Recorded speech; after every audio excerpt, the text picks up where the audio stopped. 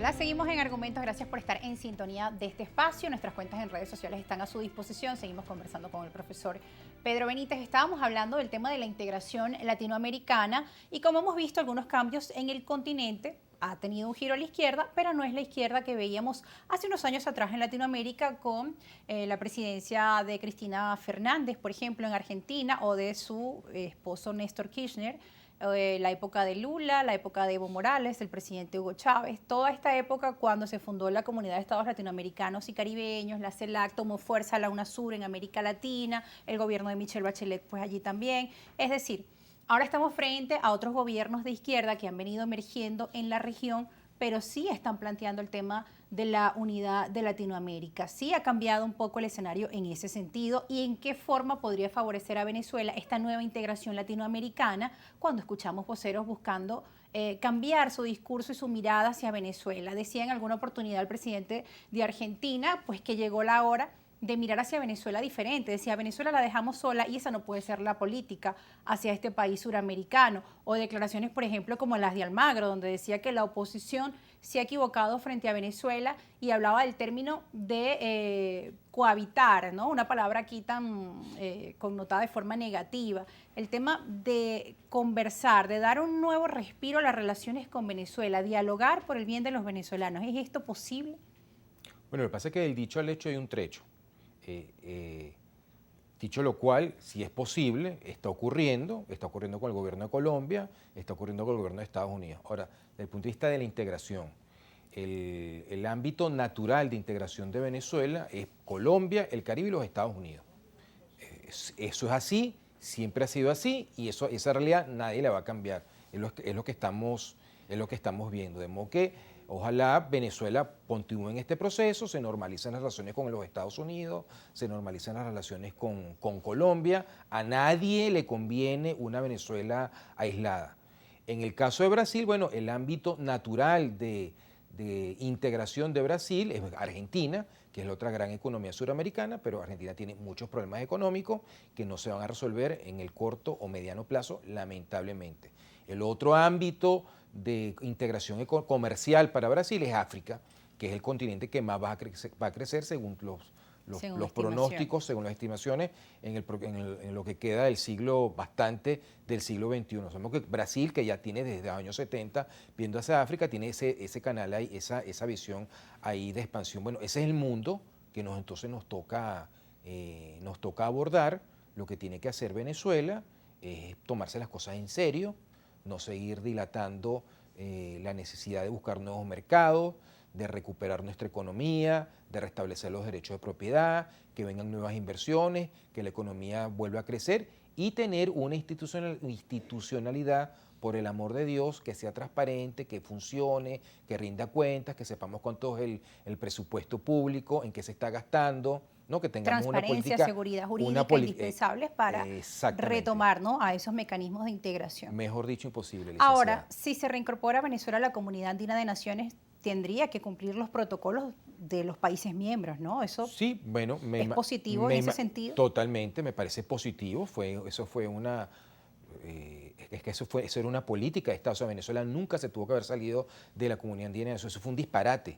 Fue una decisión del expresidente Hugo Chávez en su momento. Del anterior jefe del Estado. Por los tratados de libre comercio que tenían Colombia y Perú con Estados Unidos. Cosa que nosotros también tuvimos que haber hecho. O sea, el libre comercio le trae prosperidad a los países. Y que de hecho Lula en esa época pues tenía muy buenas relaciones con Estados Unidos. Con todo el que podía. Eso es lo que tiene que hacer un gobierno inteligente, no estarse peleando con todo el mundo. Bueno, tenemos una oportunidad. Colombia tiene su tratado de libre comercio con los Estados Unidos, lo va a mantener porque Colombia se beneficia mucho de eso, lo mismo ocurre con Perú y Venezuela tiene que seguir el mismo camino. Lamentablemente hemos perdido demasiados años en políticas absurdas. Sí, ahora respecto a esas relaciones con Colombia, pues algunos cuestionaban de que pues no iba a ser una relación ganar-ganar donde Colombia iba a estar ganando y Venezuela perdiendo.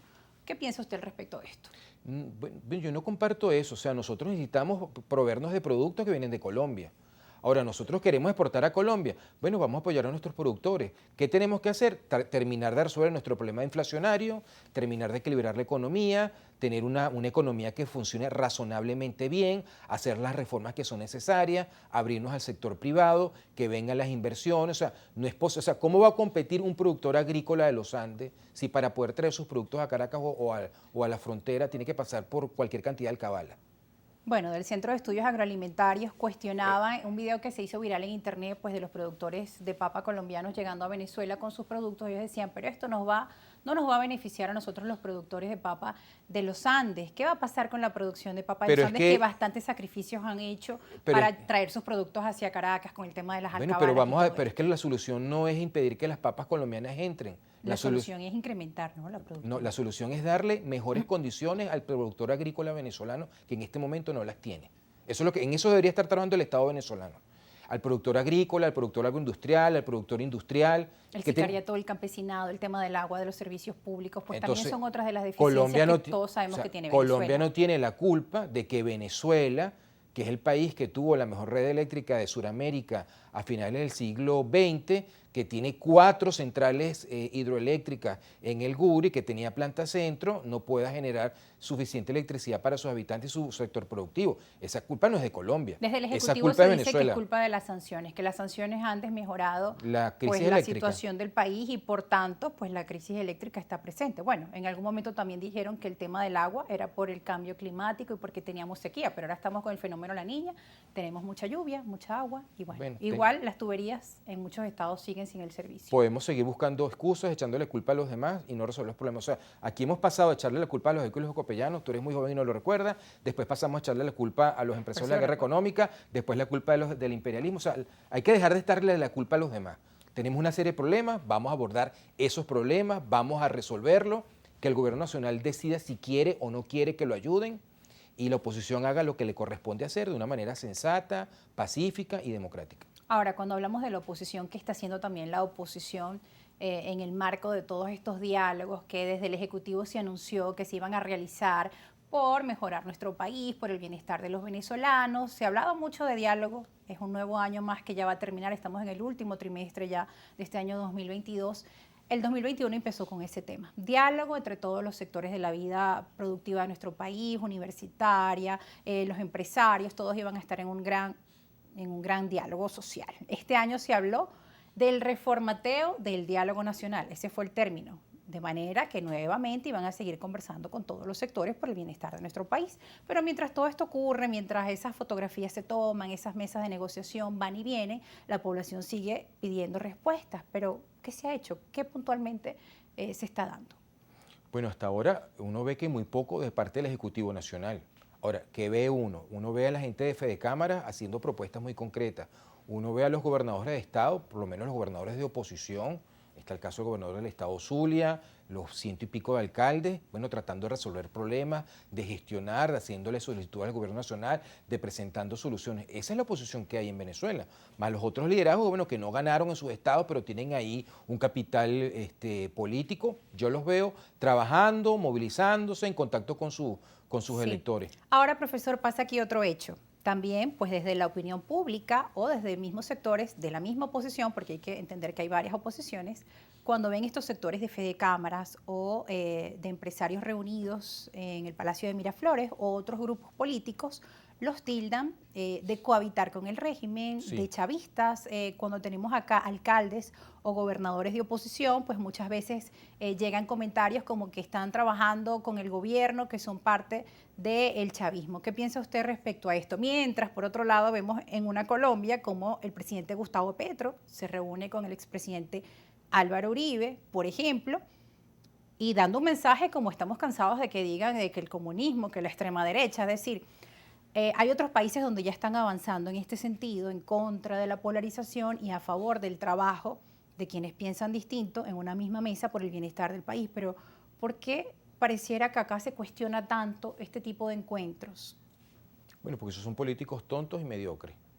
Porque todos los que vivimos en estos 916.000 kilómetros cuadrados tenemos que convivir con el gobierno que tenemos. No tenemos otro, ni lo podemos cambiar mágicamente. Es el que está, nos guste o no nos guste.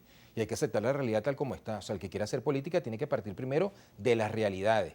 Luego, también hay mucha hipocresía, permítame decirle, licenciada, porque hay muchos dirigentes opositores que tienen ese discurso, pero le están pidiendo al gobierno todos los días sentarse a negociar con ellos en México. Entonces, negociar conmigo no es cohabitar ni es traición. Que el otro lo haga, sí es, ahí hay una contradicción evidente. Claro. Evidentemente, obviamente, eso es hipocresía. Así es, una doble moral. Nosotros nos vamos a una pausa. Al regreso seguiremos conversando del tema Venezuela y también vamos a estar revisando la situación de los migrantes. Declaraciones que dio Donald Trump en días recientes. Vamos a revisar un artículo que escribió el profesor Pedro Benítez en el diario Al Navío. Vamos a revisar esto y muchos otros temas más. No se aparten, ya volvemos con más.